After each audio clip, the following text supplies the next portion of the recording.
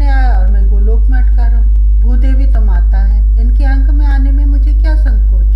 काल और कर्म के बंधन जिनको बाध्य करते हैं वे अपनी सोचे, किंतु कन्हई की तो छाया से भी माया दूर भागती है। इतना अवश्य हुआ कि मैंने किंचित शीघ्रता कर ली आने में। मुझे गणित कहाँ आता है। गोलोक से गोकुल धरा, ब्रजमंडल का अवतरण होने लगा तो मुझे त्वरा लगी। पहले आ गया पृथ्वी पर।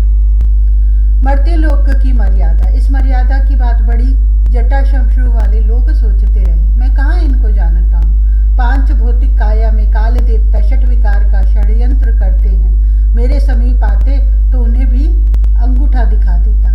मैं स्वेच्छा से आया, स्वेच्छा स्वीकृत वय में रहूंगा। कन्हई नटखट है, छोटा बन जाऊं तो मेरी सुनेगा ही नहीं। दाऊ से 2 वर्ष बड़ी वह रुचती है मुझे। इसमें सखा के साथ खेलने की सुविधा भी है और कुछ तो आदेश मानेगा यह है। मेरे ब्राह्मण होने की बात तो इन सब के गले नहीं उतरती।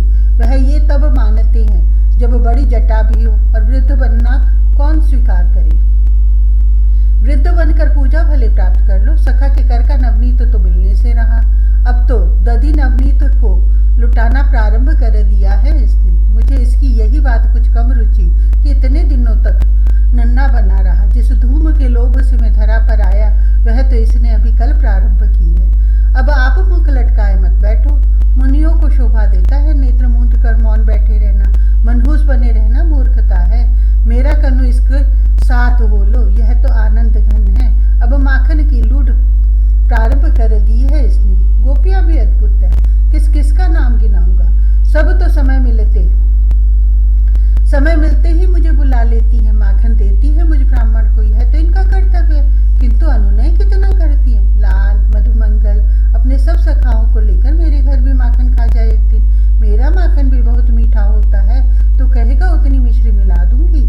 सुना है तेरा वह सखा कन्हई मल्लिका के घर चोरी से माखन खाने गया था।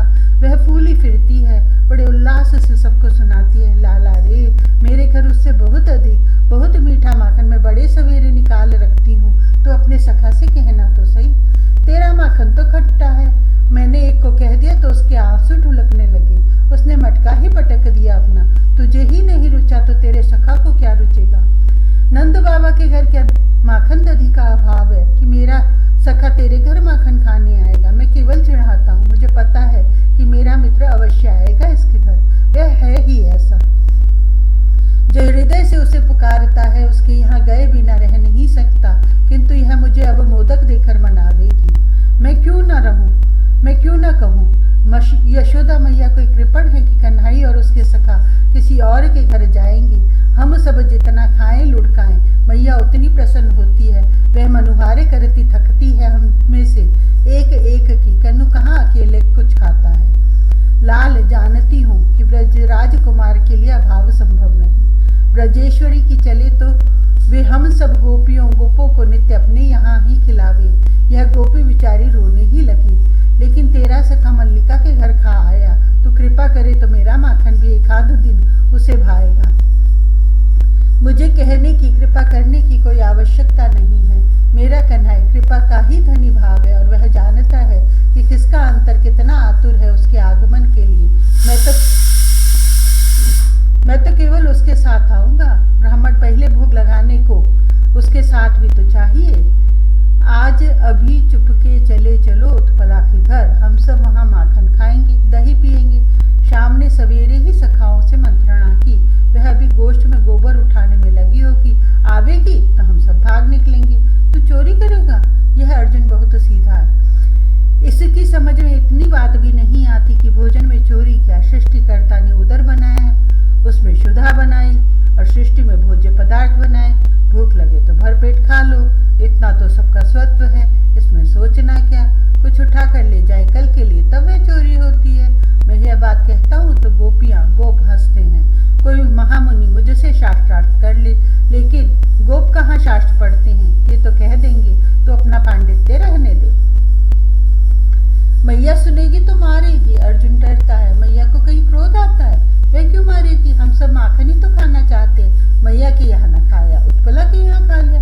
तू मेरे घर चल, मैं बहुत सा माखन दूंगा।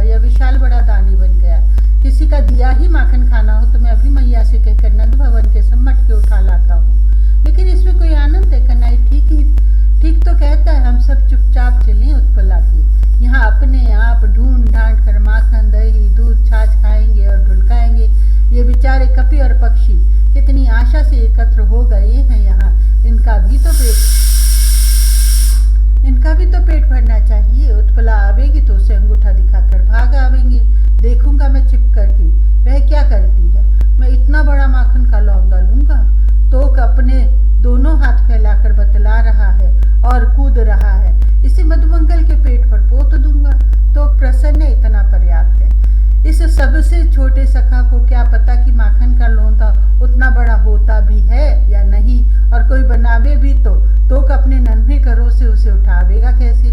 मेरा उधर भीतर से तो भरेगा ही, ऊपर से भी उपलिप्त हो जाए तो मुझे तो कोई हानि नहीं दिखती। उत्पला आवेगी तो उसी की साड़ी से उधर कर चरण सब पोंछ लूंगा। ब्राह्मण की सेवा में लगकर उसकी साड़ी भी सार्थक हो जाएगी। तोक कूदने लगा। प्रसन्न हो गया तो कन्हैया का प्रस्ताव पारित हो गया। दाऊ ने आपत्ति नहीं की। अब किसी और की आपत्ति पर ध्यान देना न आवश्यक था। हम सब चल पड़े, उछलते कूदते ताली बजाते। मेरा सखा सावधान चतुर है, उसने सबको सचेत किया चुप रहने को और स्वयं पहले प्रविष्ट हुआ उत्पला के घर में। सचमुच उत्पला दिखी नहीं। यह तो पीछे पता लगा कि वह छिपी थी और चुपचाप देख रही थी। बड़ा भारी मटका भूमि में पड़ा था, किंतु उसमें केवल छाछ था। हम सब यहाँ छाछ पीने तो नहीं आए थे। तेजस्वी का रुष्ट होना उचित था। केवल छाछ भरा मटका सामने की। उसने समीप में मटके को टेक लगा पत्थर उठाया और भड़ाम से कर दिया। मुझे ही नहीं, सबको आनंद आया। सब ताली बजाकर कूदने लगे। छाछ का समुद्र उमड़ पड़ा वहां। हमारे साथ ही कपियों का समुदाय आया था। वे सब उतर आए और छाछ पीने चाटने लगे। हमारे भोजन का यह बलि वैश्वदेव बहुत उत्तम बना। माखन तो वह छीके पर है। हमारे कन्नू ने इतने दूर में ढूंढ निकाला नवनीत भांड। छीका ऊंचाई पर होने से क्या होता था। सबने कोने में पड़े उखल को ठेल कर लुढ़का कर छीके के नीचे किया। बस ऐसे अटपटे काम मुझसे नहीं होते। यह श्रम तो गोप कुमारों के लिए ही उचित था। उखल पर पीठ पर घुटनों के बल व्यवस्थित बलिष्ठ वरुथप की पीठ पर खड़ा विशाल और उसके कंधों पर दोनों चरण रखे कन्हाई। उखल पर पीठ पर घुटनों के बल व्यवस्थित बलिष्ठ वरुथप की पीठ पर खड़ा विशाल और उसके कंधों पर दोनों चरण रखे कन्हाई। छीका वाम करे से पकड़ा कन्नू ने और दक्षिण करे से माखन उठाया तो प्रथम लौंदा भुज अग्र भोजी ब्राह्मण को मिलना ही चाहिए। लेकिन मैंने हाथ फैलाया तो नटखट ने अंगूठा दिखा दिया। मेरी हथेली पर मक्खी जितना माखन टपकाता है तो मैं उसे इसकी पीठ पर नहीं फेंकूंगा। अब लौंदा भले मेरे मुख, सिर या पेट पर यह दे पटके। कन्हई तनिक माखन अपने मुख में देता है और लौंदे फेंक रहा है। दादा तू ले ले। कभी दाऊ को देता है, कभी झुक कर विशाल के मुख में डालता है, कभी अंशु को कहता है कि वरुथप को भी खिला दे। भद्र ने लकुट मारकर एक दधी भांड में छिद्र कर दिया है और उससे देखकर दूसरों ने छींकों पर टंगे दधी दूध के दूसरे पात्रों को भी कृतार्थ कर दिया है। ये पात्र इतने ऊंचे कहीं टांगने चाहिए कि हमारे हाथ ही ना पहुंचे। अब कोई सखा या कपी मुख उठाकर गिरता, दही खाओ या दूध की धारा मुख में लो। कन्हई कपियों को, पक्षियों को, सखाओं को भी माखन के लौंदे फेंक रहा है। लेकिन सबको पता नहीं क्या सूझती है। दूध दधी माखन से सब मुझे ही स्नान कराने लगे हैं। मेरी ये सुनते ही नहीं कि पंचामृत से स्नान भगवान शालिग्राम को कराया जाता है। मैं ब्राह्मण भोजन प्राप्त कर ही संतुष्ट हूँ। आयुर्वेद उपवेद है श्रुति का और मेरे सब सखा श्रुति शास्त्र में सम्यक श्रद्धा रखते हैं। आयुर्वेद शास्त्र कहता है कि सब चिंता आशंका त्याग कर प्रसन्न चित्त आहार ग्रहण करने पर ही उसका उचित परिपाक होता है। अतः सब प्रसन्न हैं, सब निश्चिंत है, सब हंसते हैं, ताली पीटते हैं, उछलते हैं और माखन दधी दूध खाते पीते उछालते हैं। हम सब बालक हैं, अतः वृद्धों की भांति मौन बैठकर भोजन का आग्रह हमसे नहीं किया जाना चाहिए। केवल कन्हई की श्रद्धा अभी कुछ शिथिल है, मुझसे सीखता भी नहीं। शिशु है, बड़ा होगा तो पूर्ण श्रद्धालु हो जाएगा। अभी तो बार बार सबको शांत रहने का संकेत करता है, द्वार की ओर देखता है सशंक होकर कि उत्पला आ न जाए। अरे आ ही जाए उत्पला तो दो लौंदे माखनों से भी दे देना। गोकुल में सभी घर तो अपने ही हैं, हम खा ही तो रहे हैं। माखन दूध दही खाने के लिए नहीं है तो और क्या होगा इनका।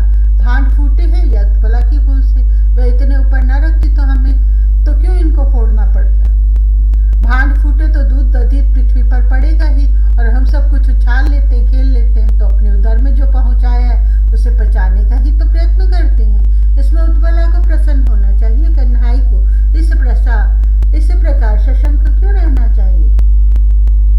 मेरा उदर ही नहीं भर गया, आपाद मस्तक में संपूर्ण दूध दधी नवनीत स्नात हो गया हूँ। विराट तो ब्रह्मांड तो विराट का मुख है, मैं परितृप्त हो गया तो कोई भी मुखा नहीं। मेरे सब सखा मेरे ही समान गोरसोज्ज्वल हो गए हैं, केवल श्याम के शरीर पर कुछ उज्ज्वल बिंदु मात्र हैं, वक्ष पर करपद इसके भी स्नात हैं। यह चूड़ी खनकी उत्पला छिपकर देख रही थी, तनी खिली होगी। कन्हई विशाल के कंधे से वरुतप की पीठ पर आया और कूदकर भागा। यही भाग चला तो हम सब यहाँ रहकर क्या करते? भोजन के अनंतर भागा नहीं करते, भोजन करके दौड़ना आयुर्वेद शास्त्र में मना है। मुझ ब्राह्मण की यह बात कोई नहीं सुनता, सब गोप कुमार हैं और गोपों में ब्राह्मण के समान श्रद्धा नहीं होती। लगता है कि सब कहीं स्नान करेंगे जाकर, भोजन करके स्नान, यह व्यतिक्रम मैं नहीं कर सकता। यह उत्पला इतना क्यों हंस रही है? यह तो उखल पर चढ़कर नवनीत पात्र उतारने लगी है, अब उसमें धरा क्या होगा? कन्हई ने तो सारा नवनीत तो बांट दिया है, लेकिन यह पगली पात्र लेकर बैठ गई है इसी भूमि पर, और जो पात्र में लगा है चाटने लगी है अंगुली से पोंछकर। यह अन्याय है, इसके लिए 2 लोंदे छोड़ देनी थी। तू चल, मैं तुझे मैया से माखन दिला दूंगा। मेरी बात पर यह हंसती क्यों है? तू कैसा भूत बनाई है? तो देख, कहती तो यह ठीक है, किंतु यह छाछ दधी दूध में बैठकर अपनी साड़ी तो आद्र कर चुकी, मुझे शरीर पोंछने को इसे दूसरी साड़ी देनी चाहिए। मैं यह कष्ट भी क्यों करूं? यह इतनी ताड़ जैसी बड़ी है तो नवीन वस्त्र लेकर मेरा शरीर पोंछती क्यों नहीं? यह तो अभी मुझे देख देख कर हंसती है छींकों पर टंगे फूटे भांडों को और भूमि में भरे इस शीरो दधी में कच्छप जैसे लगते भांड खंडों को देखकर। अब मेरे श्याम का तो यह दैनिक क्रम बन गया है, कभी किसी के घर और कभी किसी के, कभी ऋषभ हट करता है, कभी भद्र अथवा देवप्रस्थ की, आज उनके घर का गोरस हम सब सफर करें। मेरे तो सब सखा यजमान है, किसी के घर जाने में मुझे कोई आपत्ति नहीं, किंतु कन्हई चलता एक और को है और फिर कहीं दूसरी ओर मुड़ पड़ता है। किसके घर में घुस जाएगा पहले से मैं भी अनुमान नहीं कर पाता हूँ। ये नन्हे बछड़े तो कूदते फुदकते भले लगते, कन्हू की यह बात मुझे भी बहुत प्रिय है। छोटे छोटे बछड़ों को बांध रखना कोई भली बात है?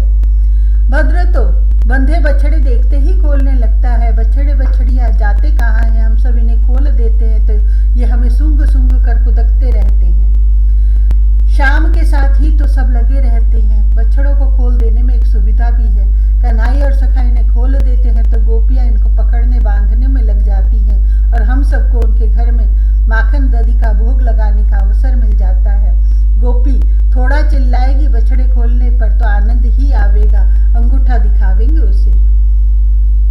गोप का घर और उसमें गोरस नहीं। हम सब गए कोकिला के भवन में और कुछ ऐसा नहीं मिला जिससे मैं भी कुछ भोग लगा सकूं। यह बहुत चतुर है, कहीं ऐसा छुपाया होगा कि हम में से कोई ढूंढ ना सके।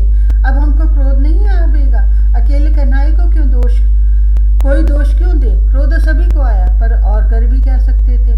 इसके अतिरिक्त कि सब भांडों को हम सबने भग्न कर दिया, इस भड़ाभड़ में भी कम आनंद नहीं आया। कन्हई तो कोकिला के पालने में पड़े शिशु के ऊपर झुका था, कह रहा था तेरी माता बहुत कृपण है, तुझे दूध भी भरपेट नहीं देती होगी, उठ हमारे साथ चल, मैं तुझे माखन खिलाऊंगा, बहुत मीठा माखन। शिशु हंस रहा था, किलक रहा था और दोनों कर उठाकर श्याम के चंद्रमुख को पकड़ने का प्रयत्न कर रहा था। कोकिला का ही तो दोष है कि उसी समय आ कूदी। यमुना जल लेने गई थी तो कुछ देर और वहां नहीं रुक सकती थी, आ भी गई तो क्या विपत्ति आई थी कि दूर से चिल्लाने लगी, अरे शिशु के समीप क्या कर रहा है? क्या करने आई हो तुम सब यहाँ? कोई ऐसे चिल्लाएगी तो श्याम भागेगा नहीं, मोहन भागे तो हम सब क्या करने को वहां बैठे रहे? कन्हई किसी को सखा स्वीकार कर ले, उसे अपने साथ आने को आमंत्रित करके अपना चंद्रमुख दिखलाकर भाग जाए तो जो साथ जाने में असमर्थ होगा वह शिशु हो या वृद्ध रोवेगा ही, वह फूट फूट कर हिचक हिचक कर रोवेगा, इसमें आश्चर्य क्या?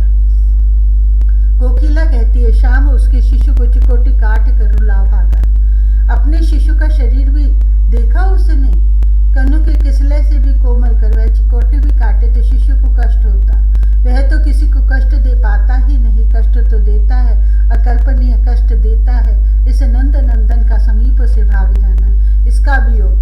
अपने शिशु के लिए यह वियोग तो कोकिला ने स्वयं बुला लिया था। सायंकाल ही हमारी मंत्रणा हो गई थी। सत्य नवनीत बहुत स्वादिष्ट होता है, अंधेरे में ही चलेंगे कल। हम सभी पहुंच गए नंद द्वार पर प्रातःकालीन प्रकाश होने से पूर्व ही। कन्हाई आज अपने नंदन चाचा के घर में प्रविष्ट हो गया। चाचा गोदोहन में लगे होंगे और तो कहता है, माँ बहुत अंधेरे उठकर दधि मंथन करती है। वह गोष्ठ में गई तभी तो तोक घर से आ सका। यह बहुत उपयुक्त अवसर होता है। सब गोप इस समय गोदोहन में लगे होते हैं। गोपियां दधि मंथन करके गोष्ठ चली जाती हैं दूध लाने। गोकुल में कोई अपने द्वार बंद नहीं करता, क्यों करें? बिल्लियां, श्वान, कपी, काक, कोई यहाँ इतना दृष्ट नहीं कि किसी के पात्र में मुख डाल दे। मुख भी डाले तब जब शुद्धातुर हो। मनुष्यों के समान पशु पक्षियों को परिग्रह का व्यसन तो है नहीं। ये सब तो मेरे समान है, पेट भर गया और बस। यहाँ मेरा सखा इन सबको पुचकार कर बुलाकर माखन खिलाता रहता है। ये सब उसके साथ आवे तो किसी के घर में आ जाए, अन्यथा क्यों किसी के द्वार की और ये देखें। तोक को कपियों, श्वानों, बिल्लियों से बहुत प्रेम है। वह कहता है, कन्नू हम सब तो अंधेरे में खा लेंगे, किंतु बेचारे कपी और काक तो अभी आए नहीं। वे भूखे रहेंगे। भूखे क्यों रहेंगे? कन्हाई को युक्ति सोचते कितनी देर हम तेरे आंगन में और ऊपर वहां छत पर उनके लिए पर्याप्त माखन दधी डाले जाएंगे। तो यहाँ नहीं रहेगा तो उनमें से कोई यहाँ नहीं खाएगा। तोक सोचने लगा है, सचमुच सब कन्हाई के साथ ही लगे रहते हैं। ये यहाँ से चला जाए तो कोई काक तक इस घर पर बैठने का दाचित ही आवे। बाहर प्रकाश होने लगा है, वे अभी हमें ढूंढते आ जाएंगे। शाम की यह बात सच है। कपी, श्वान, बिल्लियां पक्षी से न देखे तो ढूंढते फिरते हैं गोकुल के घरों में। मुख से फूंक कर प्रदीप बुझा दिया इसने। जब यह प्रकाश स्वरूप स्वयं आ गया तो कृत्रिम प्रकाश, नन्हा सा टिमटिमाता प्रदीप किस काम का। अतुला चाची ने नवनीत कहीं कक्ष के अंधकार पूर्ण कोने में छिपा दिया है, किंतु उससे तो उनका यह तोक ही ढूंढ निकालेगा। इसके कंठ की रत्नमाला क्या कम प्रकाश देती है? आभूषणों के प्रकाश की भी अपेक्षा नहीं। उसकी अंग कांति के सम्मुख पूर्ण चंद्र ज्योत्सना भी म्लान होती है। यहाँ हम सब आनंद से बैठकर माखन आरोगेंगे। शाम नवनीत भर लाया है करों में। विशाल और वरुथब मिलकर पूरा पात्र उठा लाए हैं। भद्र का यहाँ जन्म ही हुआ रहता है यह ब्रजराज बाबा के पास, पर तोक नाच रहा है। आज सब सखा इसके घर जो अनिमंत्रित आ गए हैं और हम सब जानते हैं अतुला चाची देखते ही खिल उठेंगी। यहाँ कोई डांटने खींचने वाला नहीं, अतः यहाँ बांड भग्न नहीं किए जा सकते। अरे तुम सब अंधकार में बैठे हो। लो चाची तो प्रदीप प्रज्वलित करने लगी है। मैं कपियों को, बिल्लियों को खिलाऊंगा। तो माँ के पदों से लिपट गया है। तू भी तो उनका ही सखा है। चाची हंस रही है। तुम सब भली प्रकार खाओ, मैं इन सब तुम्हारे कपियों को आंखों को दे रही हूँ। माँ, कन्हाई तो अंक में पहुंच गया। लाल तू खा और बांट सबको। चाची कोई कृपण है कि खींचेगी? वह तो बड़े बड़े लोंदे कपियों को उछालने लगी है। सब गोपियां अतुला चाची के समान सीधी नहीं है। सब इसी सावधानी में रहती है कि शाम को पकड़ ले। मेरा सखा भी बहुत सावधान रहता है। यह तनिक आहट पाते ही भाग निकलता है। कोई दाव को क्यों नहीं पकड़ती? दाव को पकड़े तो पता लगे।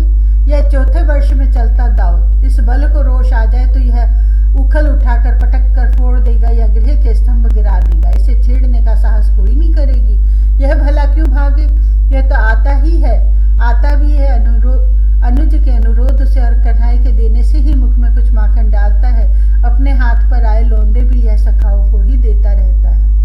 भद्र या तेजस्वी को भी कोई नहीं पकड़ेगी। वह लगता होगा कि दोनों दाव से लगते हैं, दूर से। धोखे में कहीं दाव का करना पकड़ा जाए। शाम के धोखे में सदा पकड़ा ही जाता है तोक, और पकड़ने पर यह मटकेगा अंगूठा दिखाकर। इसे तो हंसकर छोड़ना ही ठहरा। इसे कोई कुछ कहे तो कन्हाई सचमुच रुष्ट हो जाता है। यह सबको पता है। मुझ ब्राह्मण को जिसके मन में आवे पकड़ लो। भोजन के पश्चात में भाग सकता नहीं।